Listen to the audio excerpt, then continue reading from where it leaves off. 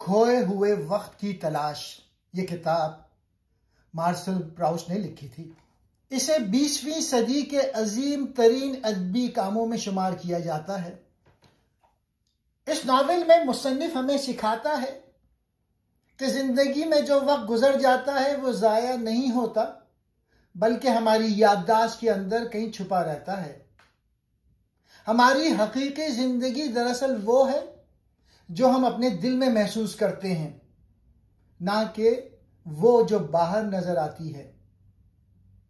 चाहे मोहब्बत में शक हो या समाजी जिंदगी में दिखावा, हर तजुर्बा हमें कुछ सिखाता है। हमारा मकसद वक्त को रोकना नहीं, बल्कि अपनी तमाम यादों और सच्चाइयों को फन यानी आर्ट्स के जरिए हमेशा के लिए महफूज कर देना है। याददाश्त और फन ही वो वाहिद जरिया है जिनसे हम खोए हुए वक्त को दोबारा हासिल कर सकते हैं।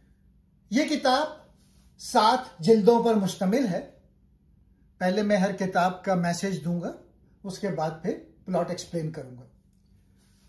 पहली किताब, यादें इंसान को बदल देती हैं। इस हिस्से का बुनियादी पैगाम यह है कि बचपन की यादें, खुशबुएं, आवाजें और छोटे छोटे वाकयात हमारी पूरी शख्सियत बना देते हैं। नॉवेल बताता है कि मोहब्बत कभी कभी इंसान को कमजोर भी कर देती है, जैसा कि स्वाइन की मोहब्बत ने उसे बेचैन रखा। मरकजी पैगाम यह है, यादें कभी नहीं मरती, वो हमें अंदर से शक्ल देती रहती हैं। दूसरी किताब का नाम है जवानी एक खुलती हुई दुनिया है। इस हिस्से में मुसन्निफ जवानी के एहसासात, पहली मोहब्बतें और दुनिया को नए जाविये से देखने का तजुर्बा बयान करता है। नई नई दिलचस्पियां, ख्वाब और बेचैनी, ये सब जिंदगी की बनावट का हिस्सा है। मरकजी पैगाम है, जवानी का जमाना हमारी सोच और हसासियत को तेज करके हमें नई दुनियावी दरवाजे दिखाता है। तीसरी किताब, आला तबका भी खाली हो सकता है। यह हिस्सा दिखाता है कि शाही लोग, अमीर घराने और बड़े खानदान अंदर से हमेशा खुश या अजीम नहीं होते। उनके ताल्लुकात में रियाकारी, खुद पसंदी और दिखावे की भरमार है। मरकजी पैगाम है, असल अजमत दौलत नहीं, इखलाक, सच्चाई और किरदार है। चौथी किताब, इंसानी फितरत पेचीदा और पोशीदा होती है। इस हिस्से में माशरे की दाखिली हकीकतें, खुफिया रवैये और इंसान की पोशीदा ख्वाहिशात को बेनकाब किया गया है। यह बताता है कि इंसान वो नहीं होता जो वो दुनिया को दिखाता है। हर शख्स के अंदर एक छुपी हुई दुनिया होती है जिसे वो दुनिया से छुपाता है। पांचवी किताब, प्रिजनर, मोहब्बत में कैद भी है और खो जाना भी। यह हिस्सा मोहब्बत की मलकियत पसंदी और हसद के बारे में है। रावी अपनी महबूबा को अपने पास रखना चाहता है, मगर मोहब्बत जबरदस्ती नहीं होती। मरकजी पैगाम, मोहब्बत जितनी मजबूत हो इतनी ही इंसान को कैद भी कर देती है। छठी किताब, फ्यूजिटिव, खो देना कभी कभी सिखा देता है। यह हिस्सा दिखाता है कि किसी को खोकर ही हम उसकी असल अहमियत समझ पाते हैं। एल्बर्टाइन के जाने के बाद रावी जानता है कि यादें इंसान को दर्द के साथ साथ हिकमत भी देती हैं। मरकजी पैगाम, जाने वाली की यादें इंसान को अंदर से बदल देती हैं। आखिरी हिस्से में पूरी सीरीज का निचोड़ है। 7वां, टाइम रीगेन्ड, वक्त ही जिंदगी का सबसे बड़ा उस्ताद है। इसमें दिखाया गया है कि वक्त इंसान को थका देता है, मगर वही इंसान को दानाई भी देता है। आखिरकार रावी समझता है कि लिखना ही उसके तजुर्बात का असल मकसद है। मरकजी पैगाम, जिंदगी का असल फहम वक्त के गुजरने और यादों की गहराई से पैदा होता है। इंसान की असल जिंदगी उसकी यादों में महफूज होती है और वक्त के गुजरने के साथ इन्हीं यादों से हम खुद को पहचानते हैं। पहली किताब स्वान्स वे, ये 3 बड़े हिस्सों में तकसीम है।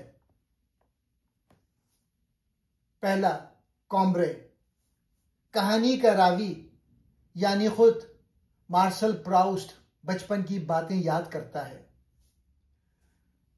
इसमें रावी अपने बचपन के गांव कॉम्ब्रे की यादें बयान करता है। सोने का खौफ, कहानी शुरू होती है रावी के बचपन के खौफ से। उसे रात को अकेले सोने से डर लगता है। वो बेचैनी से अपनी मां के गुड नाइट किस का इंतजार करता है। यह हिस्सा दिखाता है कि बच्चा कितना हसास और मां की मोहब्बत का तलबगार है। केक खाने का वाकया, यह अदब का सबसे मशहूर मंजर है।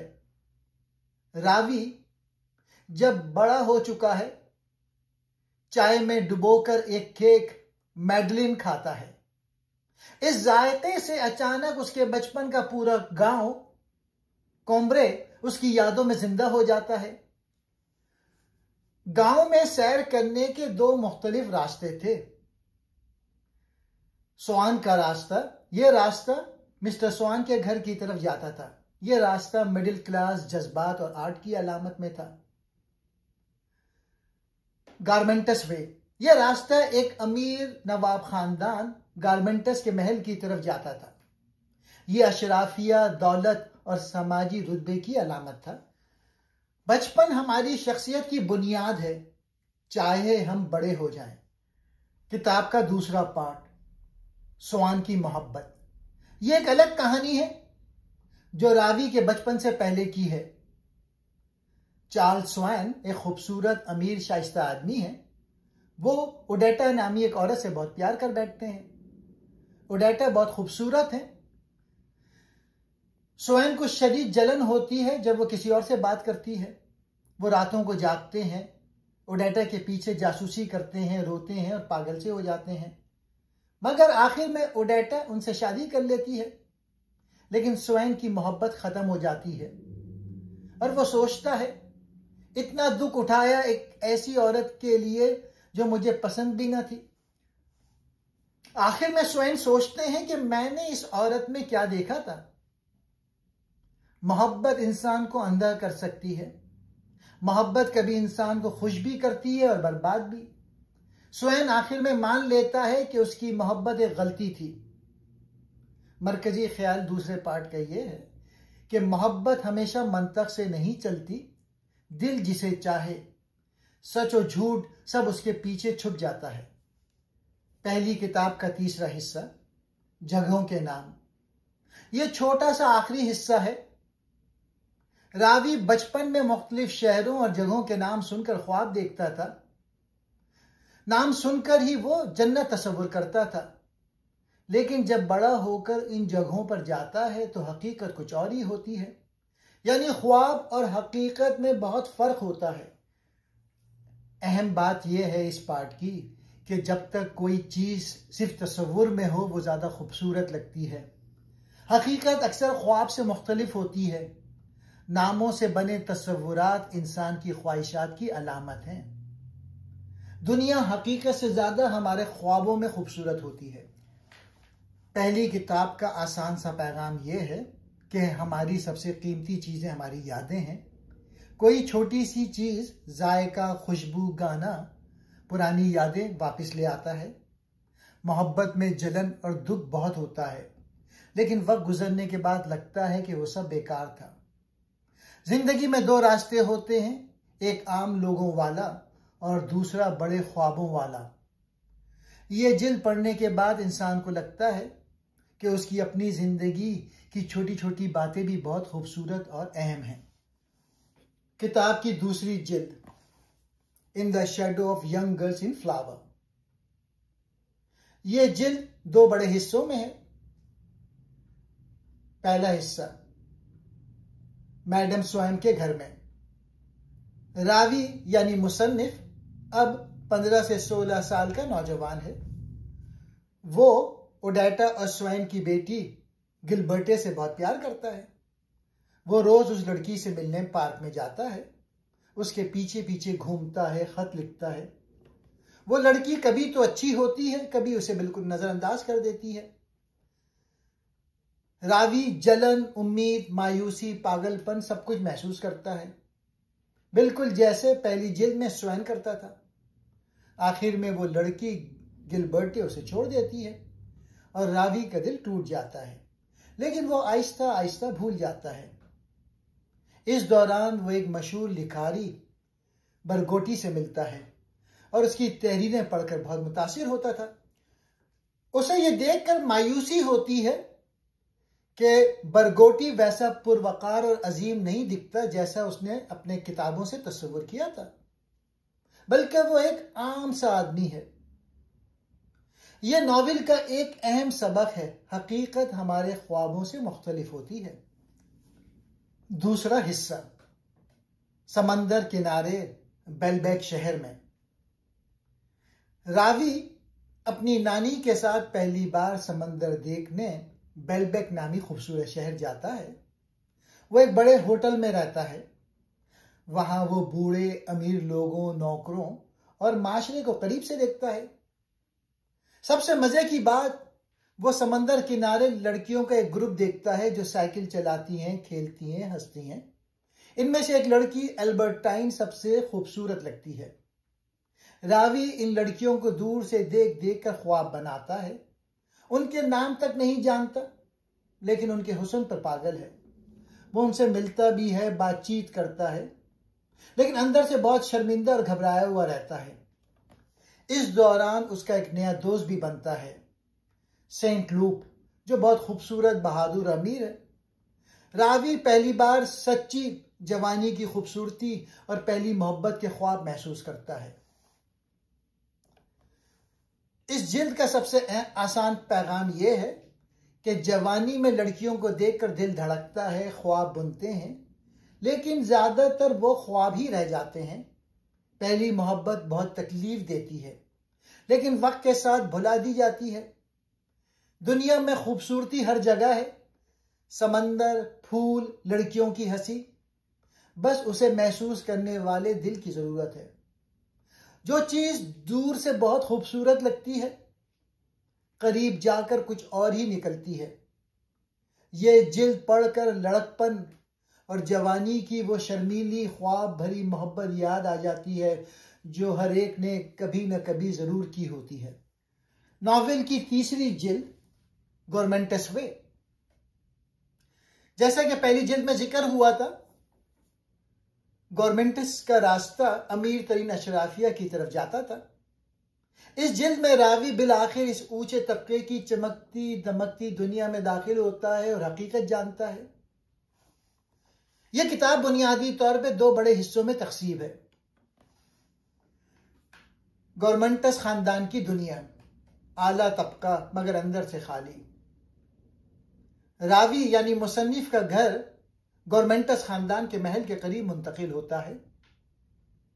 रावी बचपन से इस खानदान को एक जादुई, शानदार, बादशाहों जैसा खानदान समझता था, लेकिन जब इन लोगों को करीब से देखता है तो मालूम होता है कि वो बड़े लोग मगर अंदर से खोखले हैं।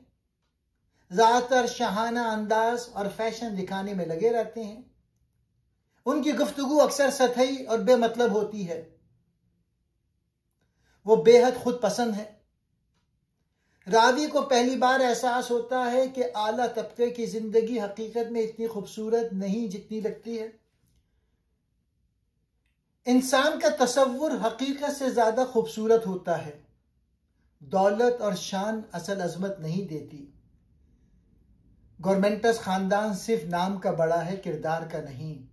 करीब से देखो तो बड़े बड़े लोग भी आम और अक्सर कमजोर होते हैं। अशराफिया की महफिलें। रावी की दादी की मौत के बाद आखिरकार उसका ख्वाब पूरा होता है और उसे गवर्नमेंट के घर डिनर पे बुलाया जाता है। ख्वाब का टूटना। रावी हमेशा सोचता था कि ये अमीर लोग बहुत ज़हीन और देवताओं जैसे होंगे, लेकिन जब वो उनके दरमियान बैठता है तो उसे शदीद मायूसी होती है। वो देखता है कि ये लोग इंतहाई खोखले हैं, इनकी बातें सिर्फ दूसरों का मजाक उड़ाने तक महदूद हैं, उनमें हमदर्दी नाम की कोई चीज नहीं है। सुर्ख जूतों का वाकया, यह इस किताब का सबसे मशहूर वाकया है। रावी और स्वैन और नवाब डचस के घर से निकल रहे हैं। स्वैन जो बूढ़ा हो चुका है, डचस को बताता है कि उसे कैंसर है और वो मर रहा है। उसी वक्त नवाब देखता है कि डचस ने सुर्ख जूते नहीं पहने जो उसके लिबास के साथ मैच करते हैं। नवाब को स्वैन की मौत की खबर की कोई परवाह नहीं होती, बल्कि वो अपनी बीवी को डांटता है कि जल्दी जाओ और सुर्ख जूते पहन कर आओ, हमें पार्टी के लिए देर हो रही है। यह मंजर अशराफिया की बेहिसी और जालिमाना रवैये की बेहतरीन मिसाल है। दादी की बीमारी और मौत, यह नॉवेल का सबसे दुखी और जज्बाती हिस्सा है।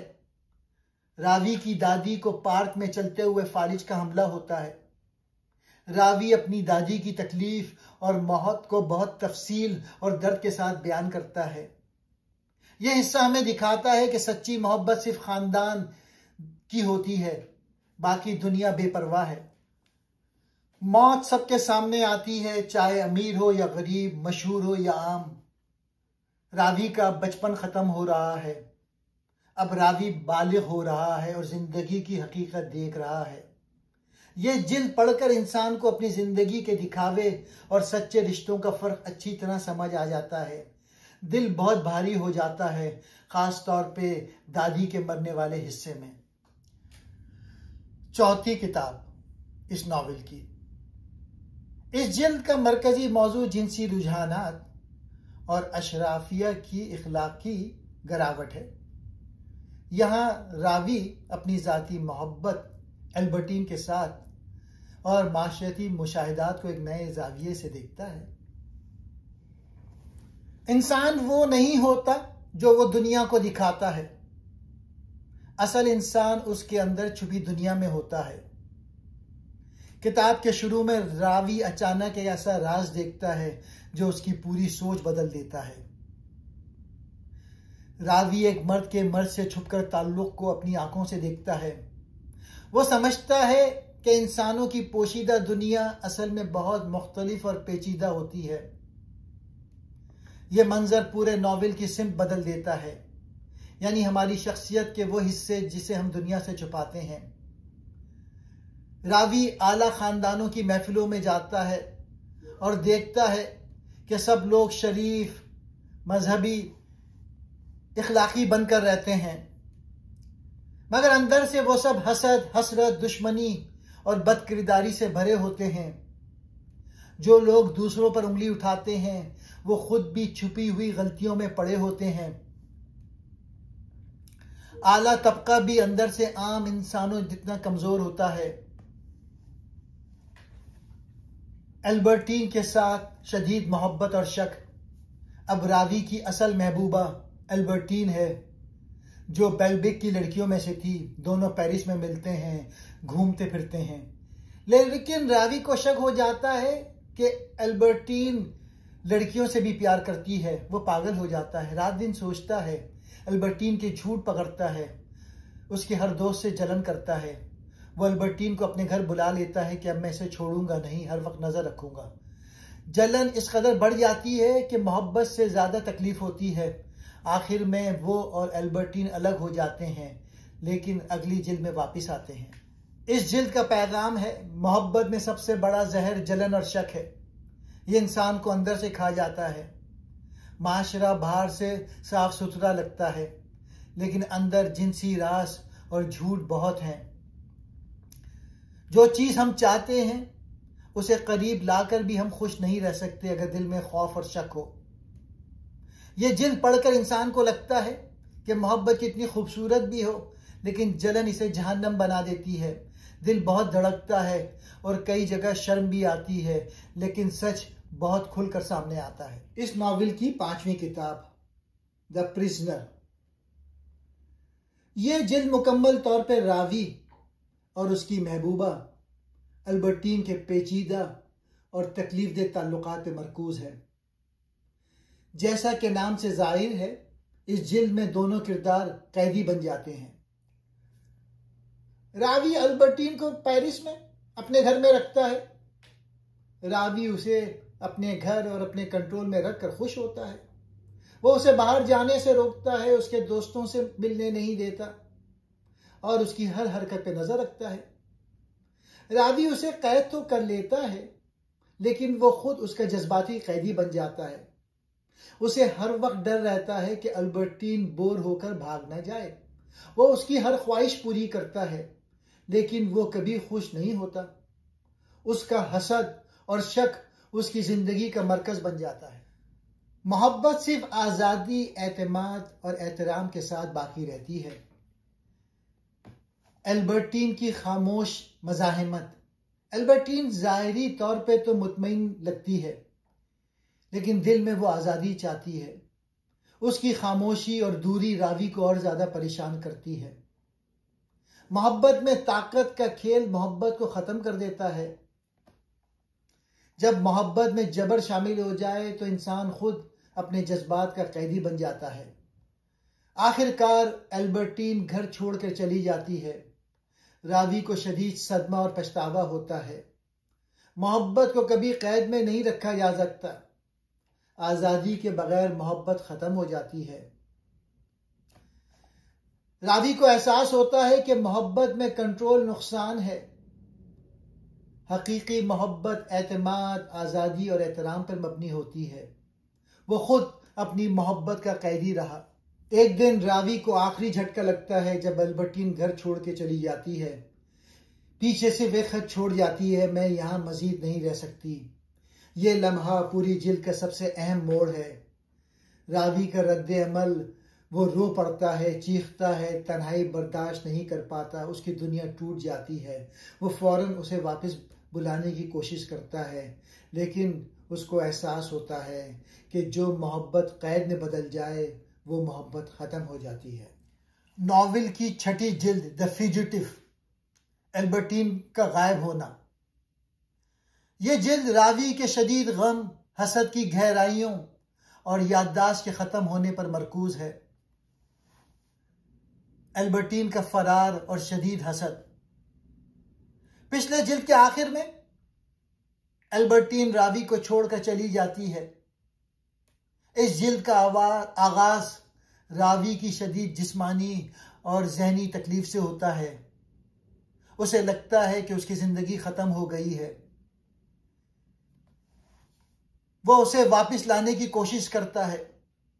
रावी सबसे पहले अल्बर्टीन को धमकियां और माली तरगीबात के जरिए वापस लाने की कोशिश करता है। वो उसे खतूत लिखता है और अपने दोस्त की मदद लेता है। उसका सारा वक्त इस खौफ और शक में गुजरता है कि अल्बर्टीन बाहर जाके क्या कर रही होगी। रावी जो खुद को अल्बर्टीन का कैदी समझता था, उसे छोड़कर भी आज़ादी महसूस नहीं करता।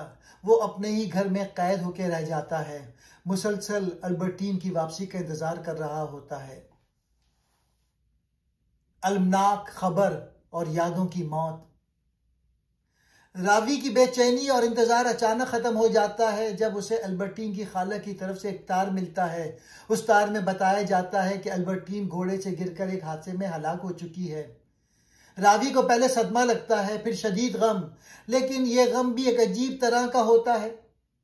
अल्बर्टीन की मौत रावी के हसद को हमेशा के लिए खत्म कर देती है। अब उसे यह डर नहीं रहा कि अल्बर्टीन किसी और के साथ होगी। अल्बर्टीन के मरने के बाद रावी को लगता है कि उसे हमेशा उसकी याद रहेगी, लेकिन वक्त गुजरने के साथ साथ वो नोट करता है कि अल्बर्टीन की शक्ल और उसकी आवाज़ धीरे धीरे उसके जहन से फीकी पड़ती जा रही है। ये एक अहम ख्याल है। मोहब्बत के बाद मोहब्बत नहीं बल्कि उसकी याददाश्त खत्म हो जाती है। रावी की मुलाकात अब गिलबर्ट स्वान से होती है, जो अल्बर्टीन के साथ उसकी गुफ्तगू का मौजू बन जाती है। गिलबर्ट के जरिए रावी को अल्बर्टीन की जिंदगी के बारे में मजीद तफसीलात का इल्म होता है, जो रावी के शक की तस्दीक करता है। स्वान का भी इंतकाल। इस जिल्द में रावी को मालूम होता है कि चार्ल्स स्वान भी बीमारी की वजह से इंतकाल कर चुका है। सो उनकी मौत स्वान के रास्ते की तमाम यादें और उसके दौर का ख़त्म होने की अलामत है। वेनिस का सफ़र और आज़ादी। रावी बिल आखिर वेनिस का सफ़र करता है, जहां उसकी मुलाकात अपनी माँ से होती है। ये सफ़र रावी के लिए एक जज्बाती शफायाबी का मौका बनती है। अल्बर्टीन की याददाश्त धीरे धीरे मुकम्मल तौर पर ख़त्म हो जाती है। इससे रिहाई, वेनिस से वापसी पर रावी को मुकम्मल तौर पर महसूस होता है कि वो अल्बर्टीन के जुनून और गम से आज़ाद हो चुका है। उसे पहली बार अपनी ज़िंदगी में सुकून का एहसास होता है। ये किताब सिखाती है कि शदीद गम आर्जी है। कोई भी शदीद तकलीफ मुस्तकिल नहीं होती। वक्त के साथ हर चीज़ की शिद्दत कम हो जाती है। मोहब्बत का जवाल, याददाश्त भी आर्जी होती है। जिस शख्स के बगैर हम जीने का तसव्वुर नहीं कर सकते, उसकी याद भी वक्त गुजरने के साथ महू हो जाती है।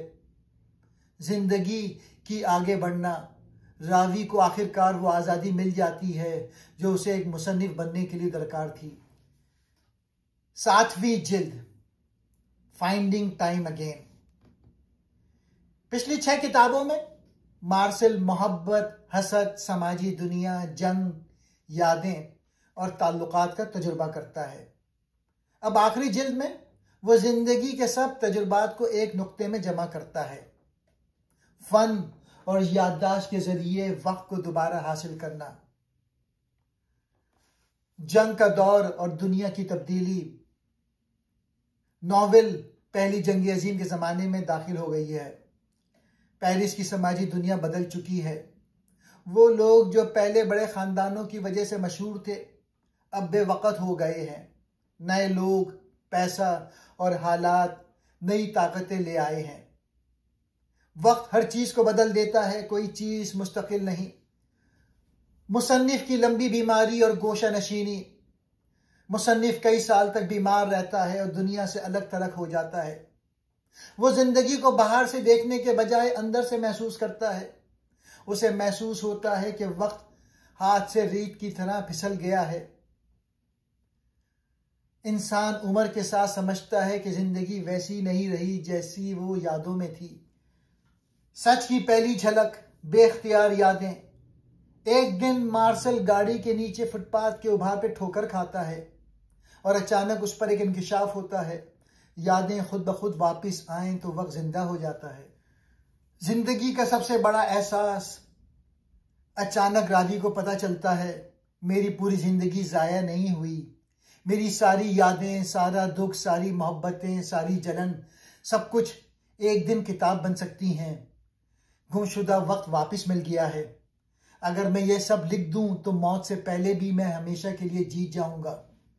एक आखिरी पार्टी। बूढ़ा रावी बहुत दिनों बाद एक पार्टी में जाता है।